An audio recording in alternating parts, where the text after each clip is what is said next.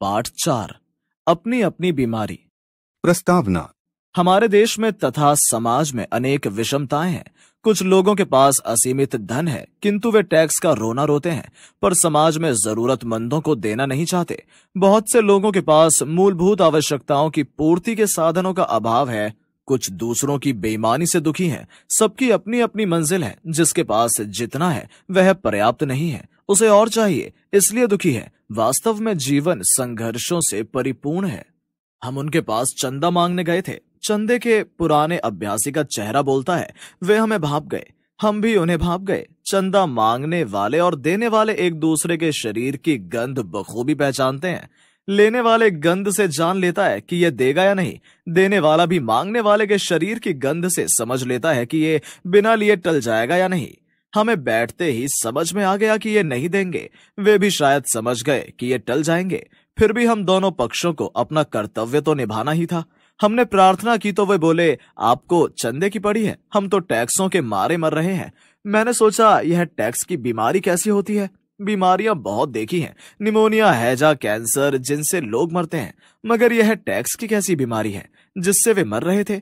वे पूरी तरह से स्वस्थ और प्रसन्न थे, तो क्या इस बीमारी में मजा आता है? यह अच्छी लगती है जिससे बीमार तगड़ा हो जाता है। इस बीमारी से मरने में कैसा लगता होगा? अजीब रोग है ये। चिकित्सा विज्ञान में इसका कोई इलाज नहीं है। बड़े से बड़े डॉक्टर को दिखाइए और कहिए, ये आदमी टैक्स से मर रहा है, इसके प्राण बचा लीजिए। वह कहेगा, इसका हमारे पास कोई इलाज नहीं है। लेकिन इसका भी इलाज करने वाले होते हैं, मगर वे एलोपैथी या होम्योपैथी पढ़े नहीं होते। इनकी चिकित्सा पद्धति अलग है। इस देश में कुछ लोग टैक्स की बीमारी से मरते हैं और काफी लोग भुखमरी से।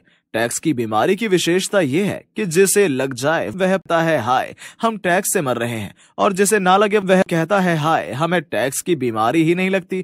कितने लोग हैं कि जिनकी महत्वाकांक्षा होती है कि टैक्स की बीमारी से मरें, पर मर जाते हैं निमोनिया से। हमें उन पर दया आई।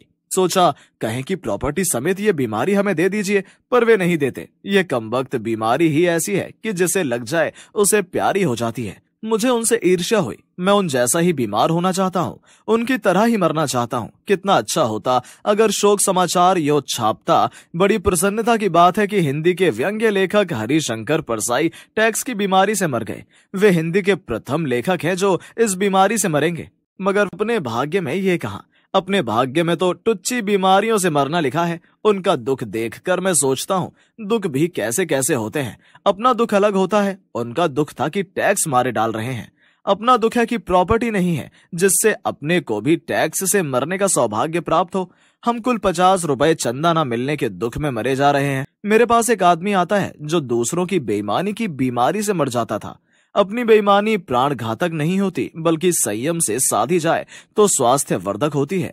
गांधी जी के नाम से चलने वाले किसी प्रतिष्ठान में काम करता था। मेरे पास घंटों बैठता और बताता कि वहां कैसी बेईमानी चल रही है। वह कहता, युवावस्था में मैंने स्वयं को समर्पित कर दिया था। किस आशा से संस्था में गया और क्या देख रहा हूँ। मैंने कहा, भैया युवावस्था में जिन्होंने समर्पित कर दिया वे सब रो रहे हैं, फिर तुम आदर्श लेकर गए ही क्यों? गांधी जी दुकान खोलने का आदेश तो मरते मरते दे नहीं गए थे। मैं समझ गया उसके कष्ट को। गांधी जी का नाम प्रतिष्ठान में जुड़ा होने के कारण वह बेईमानी नहीं कर पाता था और वह दूसरों की बेईमानी से बीमार था। वह भी औरों जैसा करता और स्वस्थ रहता। बड़े बड़े दुख हैं। मैं बैठा हूँ, मेरे साथ 2-3 बंधु बैठे हैं। मैं दुखी हूँ। मेरा दुख यह है कि मुझे बिजली का 40 रुपए का बिल जमा करना है और मेरे पास इतने रुपए नहीं है। तभी एक बंधु अपना दुख बताने लगता है। उसने 8 कमरों का मकान बनाने की योजना बनाई थी। 6 कमरे बन चुके हैं, 2 के लिए पैसे की तंगी आ गई है। वह बहुत दुखी है। वह अपने दुख का वर्णन करता है। मैं प्रभावित नहीं होता, मगर उसका दुख कितना विकट है कि मकान को 6 कमरों का नहीं रख सकता। मुझे उसके दुख से दुखी होना चाहिए, पर मैं नहीं हो पाता। मेरे मन में बिजली के बिल के 40 रुपए का खटका लगा है।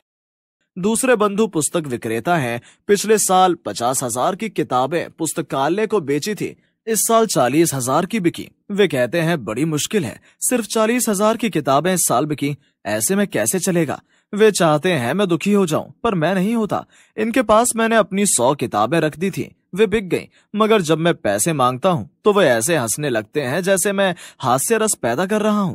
बड़ी मुसीबत है व्यंग्यकार की। वह अपने पैसे मांगे तो उसे भी व्यंग्य विनोद में शामिल कर लिया जाता है।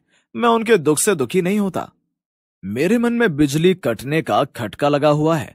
तीसरे बंधु की रोटरी मशीन आ गई। अब मोनो मशीन आने में कठिनाई आ गई है। वह दुखी है, मैं फिर भी दुखी नहीं होता। अंततः मुझे लगता है कि अपने बिजली के बिल को भूलकर मुझे इन सब के दुख में दुखी हो जाना चाहिए। मैं दुखी हो जाता हूँ, कहता हूँ क्या ट्रेजेडी है मनुष्य जीवन की। मकान कुल 6 कमरों का रह जाता है और कैसी निर्दयी यह दुनिया है कि सिर्फ 40,000 की किताबें खरीदती है।